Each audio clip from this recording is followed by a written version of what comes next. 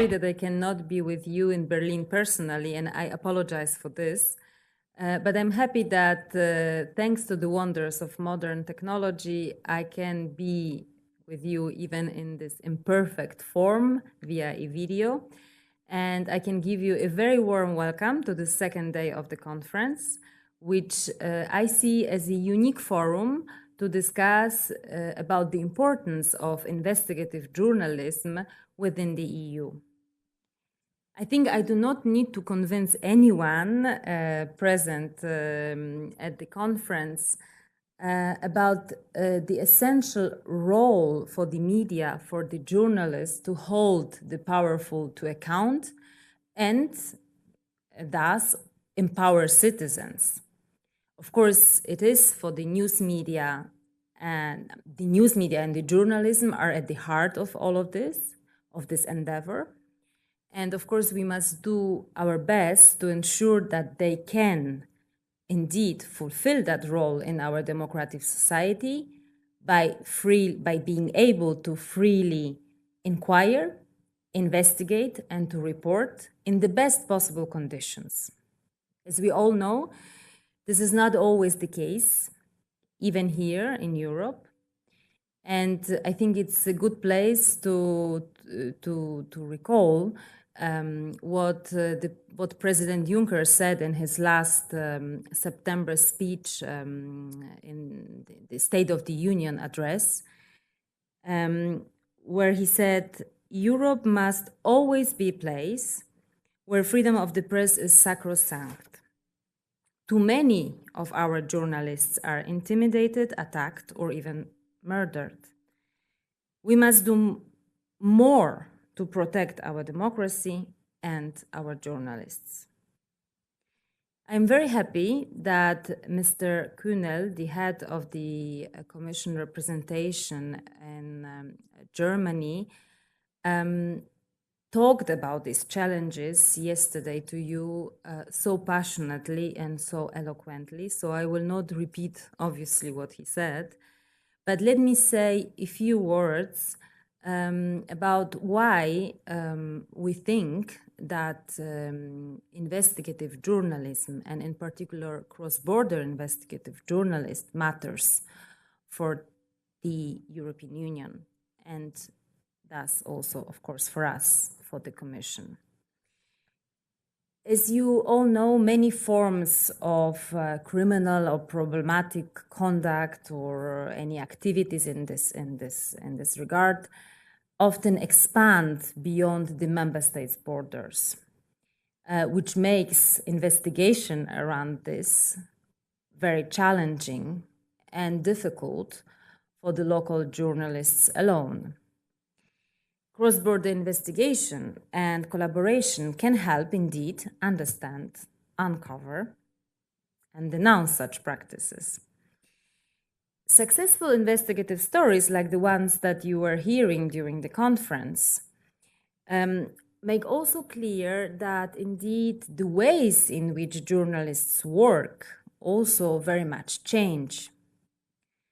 New working methods, new technologies help them to find and process information in their investigations and arrive indeed at significant, important findings that they can share then with their readers, with their viewers. Thus, we are really, really happy that for the first time last year, we were able to co-fund the cross-border investigative journalism scheme through the European Center for Press and Media Freedom and the International Press Institute. We are really proud that the funding that was provided under the scheme indeed helped the stories that you were hearing yesterday and you will still hear today see daylight. And we hope that this support can continue.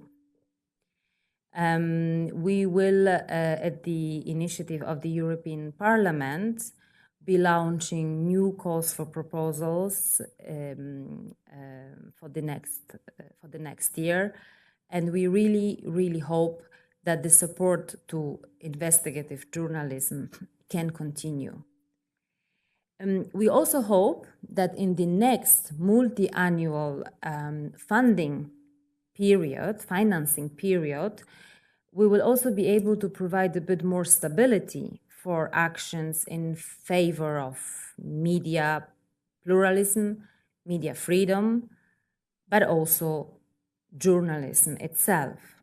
It is with this in mind that we, in our proposal for the new Creative Europe program, we suggested devoting a significant budget, around 60 million euros for the whole financing period, indeed to the actions that are relevant in these fields. And we really count on the co-legislators that they will make this reality soon, and that we indeed, with that, will be able to provide those projects that are so crucial in Europe nowadays, and of which funding for cross-border investigative journalism is indeed a central part, more stability in the longer term in terms of funding. I think, as I said before, it is undeniable that investigative journalism is really a very, very important, but also a very strong tool to make sure that, as I said before, the powerful can be held to their responsibilities, but also to protect the weakest in the society. And to continue to be able to help journalists in that very noble task, I can assure you that the Commission, we will be doing our best to keep the support for cross-border investigative journalism very high in our agenda. I wish you wonderful debates, inspiring and interesting debates during the second day of the conference.